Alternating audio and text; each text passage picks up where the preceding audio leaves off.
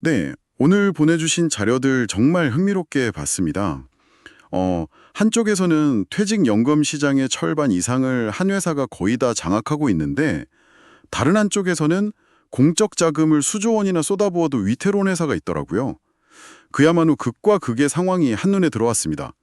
그래서 오늘은 이 자료들을 가지고 한국 금융시장의 두 얼굴을 한번 제대로 파헤쳐 보려고 합니다. 절대 강자와 위기의 기억은 왜 이렇게 운명이 갈렸는지, 그리고 이런 혼돈 속에서 아주 영리하게 새로운 길을 찾는 플레이어는 또 누구인지, 마지막으로는 이 모든 흐름이 결국 당신의 자산과 미래에 어떤 영향을 미칠지, 특히 고령화 사회에 숨겨진 금융 리스크까지 좀 깊게 들여다보겠습니다. 네, 보내주신 자료들을 펼쳐놓고 보니까 정말 흥미로운 그림이 그려집니다. 이게 다 따로따로 일어나는 일처럼 보이지만 사실은 거대한 톱니바퀴처럼 다 맞물려 돌아가고 있거든요. 어떤 기업은 안정성이라는 키워드로 모든 돈을 그냥 빨아들이고 있고, 어떤 기업은 과거의 고금리 약속이라는 덫에 걸려서 허우적대고 있죠. 또 어떤 곳은 여성이라는 특정 고객층을 파고들어서 완전히 새로운 판을 짜고 있고요. 오늘은 이 각각의 점들을 연결해서 지금 시장의 큰 흐름이 어디로 가고 있는지 그 맥을 짚어보겠습니다. 좋습니다. 그럼 첫 번째 주제, 시장의 거인부터 시작해보죠. 퇴직연금 시장 자료를 보고 정말 깜짝 놀랐습니다. 전체 시장이 75조 원인데 삼성생명 혼자 39조 원, 점유율이 52%더라고요. 2위인 교보생명이 9조 원대니까 격차가 어마어마합니다. 근데 더 재밌는 건 자료에 나온 수익률 1위는 IBK 연금보험 4.07%거든요. 수익률이 최고도 아닌데 왜 기업들은 자기 직원들의 그 소중한 노후 자금을 전부 삼성생명에 맡기는 걸까요? 바로 그 지점이 시장의 심리를 가장 잘 보여주는 대목입니다. 기업의 자금 담당자 입장에서 한번 생각해 보세요. 내년 수익률 1, 2%더 높은 것도 물론 중요하죠. 하지만 그것보다 훨씬 더 중요한 질문이 있습니다. 30년 뒤에 내 신입사원이 퇴직할 때 이 회사가 과연 망하지 않고 안전하게 퇴직금을 줄 수 있을까? 이 질문 앞에 서면 선택은 보수적이 될 수밖에 없는 겁니다. 그러니까 수익률이 조금 낮더라도 절대 망할 일은 없는 곳에 돈을 두는 거군요. 일종의 보험이네요. 펀드 매니저 입장에선 삼성생명을 선택하면 욕먹을 일이 없지만 수익률 높이겠다고 잘 모르는 회사에 맡겼다가 문제가 생기면 그건 다 자기 책임이 되니까요. 커리어 리스크를 줄이는 가장 안전한 선택, 뭐 그런 셈이군요. 정확합니다. 경제가 불확실하고 미래 예측이 어려울수록 그런 대마불사, 즉 가장 큰 놈은 절대 죽지 않는다는 심리가 강하게 작용합니다. 물론 자료를 보면 DB손해보험처럼 전년 대비 33%나 성장하면서 공격적으로 치고 올라오는 곳도 있습니다. 이런 경쟁자들이 있다는 건 시장에 건강한 긴장감을 불어넣는 긍정적인 신호죠. 하지만 수백, 수천억을 굴리는 기업 입장에서는 이런 도전자에게 선뜻 돈을 맡기기가 어려운 게 현실입니다. 안정성이란 가치가 다른 모든 것을 압도하는 거죠. 이런 철옹성 같은 안정성이 있으니까 보내주신 KDB생명 사례가 더 충격적으로 다가옵니다. 안정과는 거리가 멀어도 너무 머네요. 벌써 6번이나 매각에 실패했고 그동안 투입된 공적 자금만 2조 원인데 산업은행이 또 5,150억 원을 추가로 투입한다고 하니 기사 제목처럼 정말 밑 빠진 독에 물 붓기 아닌가요? 단순히 현재의 경영 실책이라기보다는 수십 년 전에 심어놓은 원죄에서 비롯됐다고 봐야 합니다. 80년대, 90년대, 지금은 상상도 할 수 없는 연 7, 8%짜리 확정 고금리 상품을 너무 많이 팔았던 거죠. 그때는 그게 최고의 상품이었지만 지금 같은 저금리 시대에는 회사의 존립을 위협하는 독이 되어버린 겁니다. 그러니까 과거의 영광이 지금의 족쇄가 된 셈이네요. 근데 그 새로운 회계제도 IFRS 17이 도입되면서 이 문제가 더 심각해졌다고 하던데요. 네, 그게 결정타였습니다. 과거 회계 기준에서는 보험 부채를 원가로 평가했는데 IFRS 17은 시가로 평가하도록 바꿨거든요.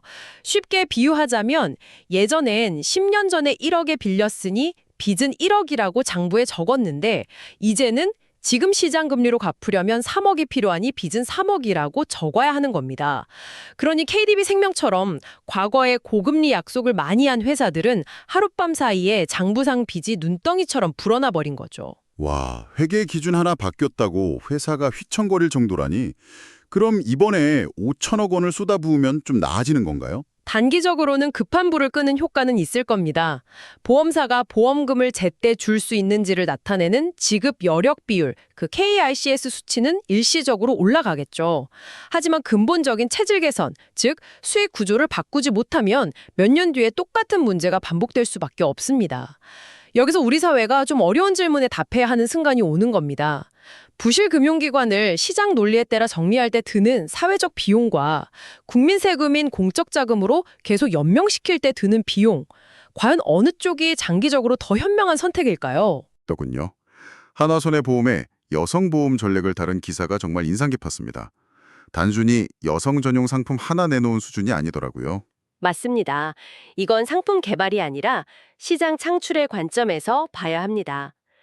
보통 보험사들이 여성을 이야기할 때 암이나 질병보험 정도를 생각하는데 하나손보는 그보다 훨씬 더 깊이 들어갔어요. 자료에 나온 것처럼 업계 최초로 fem테크 연구소를 만들었죠. 여성, 피메일과 기술, 테크놀로지를 결합해서 여성의 건강과 삶의 질을 높이는 기술, 상품, 서비스를 연구하는 전담 조직을 만든 겁니다. 제가 보고 가장 놀랐던 부분이 바로 그 연구소랑 특허였어요. 유방암 예후 예측 검사비 보장 같은 특허를 올해만 10개나 냈다고 하니 이건 그냥 보험사가 아니라 거의 바이오테크 회사 같다는 느낌까지 들었습니다. 바로 그겁니다. 하나손보의 전략은 상품이 아니라 생태계를 구축하는 데 있습니다. 연구소로 전문성을 확보하고요. 특허로 누구도 따라올 수 없는 기술적 혜자를 파고 마지막으로 여성 라운지라는 앱 플랫폼으로 고객과 계속 소통하는 관계를 만들죠. 예를 들어 그 앱에서 여성 건강 정보를 얻고 난임 케어 프로그램을 지원받고 심지어 주차 스쿨 같은 생활 서비스까지 이용하다 보면 고객은 단순히 보험 계약자가 아니라 하나손보라는 브랜드의 정말 찐 팬이 되는 겁니다. 비유하자면 마치 애플 같네요. 아이폰을 한번 사면 아이클라우드, 앱스토어, 애플워치까지 계속 애플 생태계 안에 머물게 되잖아요. 하나손해보는 여성을 위한 웰니스 생태계라는 자신들만의 세상을 만들고 있는 거군요. 이건 경쟁사들이 상품 하나 베끼는 걸로는 절대 따라올 수 없겠는데요. 그렇죠. 이게 바로 보험산업의 미래 방향을 보여주는 중요한 사례입니다. 불특정 다수에게 비슷한 상품을 파는 시대는 이제 끝났다는 거죠. 특정 고객층의 라이프 사이클 전체를 깊이 파고들어서 그들의 건강, 생활, 금융 문제를 한 번에 해결해주는 종합 솔루션, 즉 웰니스 파트너가 되는 모델이 새로운 성장 동력이 될 수 있다는 걸 증명한 셈입니다. 이렇게 혁신적으로 움직이는 곳이 있는가 하면 정반대로 안정을 최우선으로 택한 곳도 있습니다. 하나금융지주 기사를 보니 대부분의 계열사 CEO를 유임시켰더군요. 강성묵 하나증권 사장, 남궁원 하나생명사장 등 거의 변화가 없어요. 이건 어떻게 봐야 할까요? 시장의 혁신 흐름에 뒤처지는 보수적인 전략일까요? 아니면 지금 같은 불안정한 시기에는 이게 현명한 판단일까요? 양쪽 측면을 다 봐야 합니다. 지금처럼 금리 변동성도 크고 경제 전망도 불투명한 시기에는 검증된 리더십으로 조직의 안정을 꾀하는 것이 굉장히 중요한 전략적 판단일 수 있습니다. 괜히 변화를 시도하다가 조직 전체가 흔들리는 것보다 익숙한 리더 체제 아래서 내실을 다지는 게 더 낫다고 본 거죠. 하긴 배가 폭풍우를 만났을 때 선장을 바꾸는 건 위험한 일일 수 있겠네요. 맞습니다.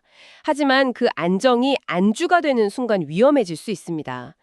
이런 안정지향적 전략이 과연 시장의 파괴적 혁신, 예를 들어 방금 이야기한 하나손보의 생태계 전략 같은 새로운 공격에 어떻게 대응할 수 있을지는 계속 지켜봐야 합니다. 결국 이들의 과제는 조직의 안정을 유지하면서도 어떻게 외부의 혁신을 빠르게 흡수하고 내부의 변화를 이끌어낼 것인가 하는 점이겠죠. 안정과 혁신, 두 마리 토끼를 다 잡는 게 가장 어렵지만 또 가장 중요한 과제입니다. 국내 치매 환자가 100만 명을 넘어서는데 가장 무서운 게 병 자체보다 자산 동결 위험이라는 대목이었어요. 내 돈인데 내가 못 쓰게 되는 상황. 그 규모가 무려 172조 원에 달할 거라니 상상만 해도 끔찍합니다. 자산 동결이라는 말이 좀 어렵게 들릴 수 있지만 아주 간단한 상황입니다. 내가 치매나 질병으로 인지 능력이 떨어졌을 때 은행에 가서 내 돈을 인출하거나 계좌 이체를 할 수 없게 되는 겁니다. 본인 확인이 안 되니까요. 문제는 배우자나 자식이라도 그 돈을 마음대로 쓸 수 없다는 겁니다. 당장 내 치료비, 간병비로 써야 할 돈인데도 발만 동동 구르게 되는 상황이 발생하는 거죠. 아니, 가족인데도 안 된다고요? 그럼 좀 이해가 안 가네요. 내 부모님 병원비를 내려고 내 부모님 통장에서 돈을 빼겠다는데 은행이 막는다는 거잖아요. 네, 법적으로는 그게 원칙입니다. 가족이라도 타인의 재산을 임의로 처분할 수 없기 때문이죠. 나중에 재산 상속 분쟁이 생겼을 때 은행이 법적 책임에 휘말릴 수 있으니 절차를 극도로 까다롭게 만드는 겁니다. 그래서 건강할 때 미리 금융 안전장치를 마련해 두는 게 정말 중요합니다. 자료에 나온 치매 신탁이나 성년 후견제도, 대리인 지정제도 같은 것들이 바로 그런 장치들입니다. 치매 신탁은 구체적으로 어떤 건가요? 건강할 때 은행이나 보험사와 미리 계약을 맺는 겁니다. 나중에 내가 의사 표현을 제대로 못하게 되면 매달 내 계좌에서 병원비 200만 원, 생활비 100만 원을 지정된 계좌로 자동 이체해달라 이렇게 약속해두는 거죠. 이건 단순히 금융상품 하나 가입하는 차원의 문제가 아니라 나의 존엄한 노후를 지키기 위한 필수적인 준비라고 봐야 합니다. 우리 사회 전체가 고령화라는 거대한 파도에 대비하는 시스템을 만드는 과정이기도 하고요. 듣고 보니 정말 중요한 문제네요. 또 하나의 보이지 않는 위험은 정보보호 문제였습니다. 지난 10년간 정보보호 현황을 자발적으로 공시한 보험사가 단 한 곳도 없었다는 기사는 정말 충격적이었어요. 우리의 가장 민감한 질병 정보, 가족관계, 자산 현황을 다 들여다보는 곳이 보험사인데 말이죠. 그 배경에는 약간의 온도차가 있습니다. 은행이나 증권사는 과거에 대규모 해킹 사고를 몇 번 겪으면서 고객 신뢰가 얼마나 중요한지 뼈저리게 느꼈습니다. 그래서 우리는 정보보호에 이렇게 많은 돈을 쓰고 이렇게 노력하고 있습니다라고 자발적으로 알리면서 신뢰를 회복하려고 노력해왔죠. 반면에 보험업계는 상대적으로 그런 큰 사고가 없었기 때문에 정보보호 투자를 공개하는 데 소극적이었던 게 사실입니다. 결국 은행은 호되게 당해보고 정신을 차린 거고 보험사는 아직 그런 경험이 없어서 아니랬다는 거군요. 그런 측면이 있죠. 그래서 정부가 이제는 비상장 보험사까지 정보보호 현황 공시를 의무화하려는 겁니다. 이건 소비자의 알 권리를 보장하는 동시에 기업들에게 이제 정보보호는 선택이 아니라 필수라는 강력한 신호를 보내는 겁니다. 자료에 나온 것처럼 삼성생명이나 삼성화재가 자체 보고서를 통해 일부 정보를 공개하기 시작한 것은 그나마 긍정적인 변화의 시작이라고 볼 수 있습니다. 마지막으로 은행의 주택담보대출 문턱을 높였더니 그 돈이 보험사나 카드사로 몰려서 대출이 2조 원이나 늘었다는 풍선 효과 이사도 있었네요. 이건 정책에 의도하지 않은 결과를 보여주는 아주 교과서적인 사례입니다. 금융 시스템은 거대한 혈관망처럼 다 연결되어 있어서 한쪽을 세게 누르면 다른 쪽이 부풀어 오를 수밖에 없거든요.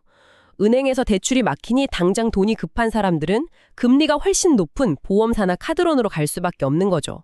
결국 정부는 은행의 리스크를 잡으려다 이금융권의 리스크를 키우는 새로운 숙제를 떠안게 된 셈입니다. 모든 정책에는 이런 예상치 못한 부작용이 따를 수 있다는 걸 잘 보여주죠. 오늘 정말 다양한 자료들을 깊이 파고들었네요. 시장을 압도하는 거인과 과거에 덫에 걸린 기업, 혁신적인 전략으로 새로운 시장을 창출하는 도전자, 그리고 치매나 정보 유출처럼 바로 우리 곁에 다가온 현실적인 금융 리스크까지 정말 정신없는 시장의 모습을 본 것 같습니다. 이 모든 이야기들을 관통하는 하나의 핵심을 꼽자면 바로 과거의 성공 공식과 새로운 현실 사이의 충돌이라고 생각합니다. 과거처럼 높은 이자를 약속하거나 그저 규모가 크다는 안정성에만 기댔던 방식은 더 이상 통하지 않는다는 거죠. 고령화, 기술의 발전, 그리고 훨씬 더 똑똑해진 소비자의 요구라는 새로운 현실에 맞는 해법을 내놓는 기업만이 살아남을 수 있다는 강력한 메시지를 오늘 자료들이 던져주고 있습니다. 마지막으로 당신에게 생각해 볼 만한 질문 하나를 던지며 마무리할까 합니다. 오늘 자료에는 유방암 수술 성공률이 높은 병원 이야기도 있었고 여성의 건강 생태계 전체를 관리하려는 보험사 이야기도 있었습니다. 이렇게 건강, 기술, 금융의 경계가 빠르게 허물어지는 시대에 만약 당신의 미래 건강과 자산을 단 한 곳에 맡겨야 한다면 다음 세 주체 중 누구를 가장 신뢰하시겠습니까? 수십 년간 당신을 진료해온 주치의, 당신의 모든 데이터를 분석해 맞춤 솔루션을 제공하는 보험사, 아니면 이 모든 것을 통합 관리해주는 첨단 기술 플랫폼, 당신의 선택은 무엇일지 한번 진지하게 고민해볼 문제입니다.